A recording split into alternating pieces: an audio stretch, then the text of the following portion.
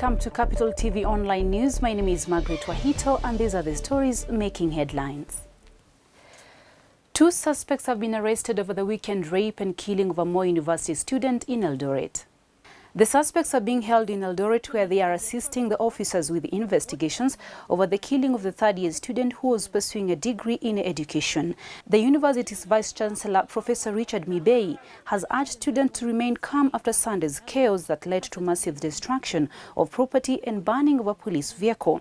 The protest broke out when students accused police of failing to protect them and even barred them from taking away the murdered student's body to the mortuary. Police have also said they will arrest and prosecute students who took part in the protest and burnt their vehicle. Some of the students interviewed condemned the killing and urged the university to expand accommodation facilities to ensure all of them stay inside the campus. Accommodation is what is causing this. There are comrades who are very innocent. They are going to sleep away around 4 kilometers from the school where there is no security. The High Court was on Monday due to rule on the fate of Security Laws Amendment Act 2014 after Coalition for Reforms and Democracy and the Kenya National Commission on Human Rights filed a petition challenging its legality.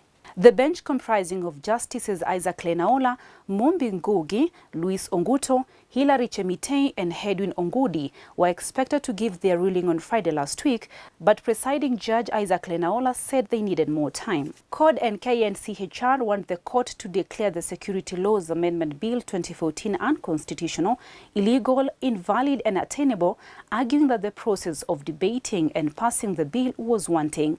They also urge that certain amendments contravened the Bill of Rights and therefore unconstitutional.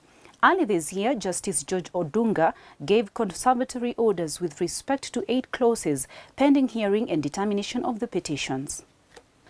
Over 40 MPs now say they will lobby the CDF board to seek Court of Appeals intervention in a bid to amend the Constituency Development Fund Act to align it with the Constitution.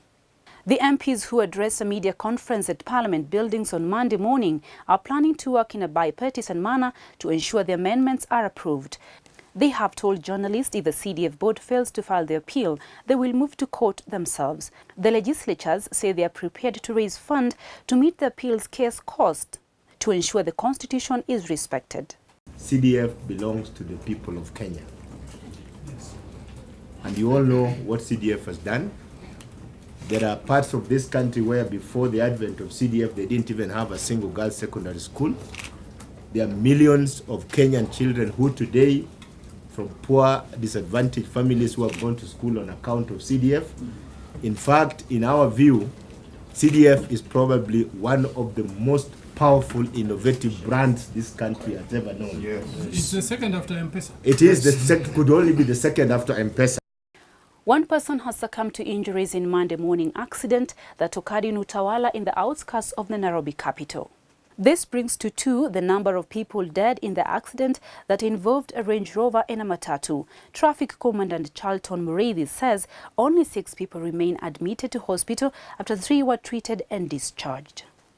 And in business, the Lamu Port Southern Sudan-Ethiopia Transport Corridor project status has moved a notch higher in the African Union Commission priority with admission as a Presidential Infrastructure Champion Initiative project.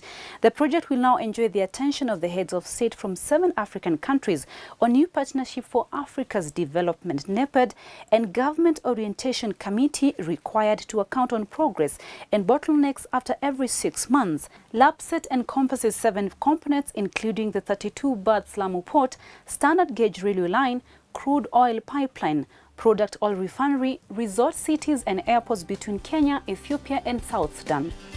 And now a look at the forex market.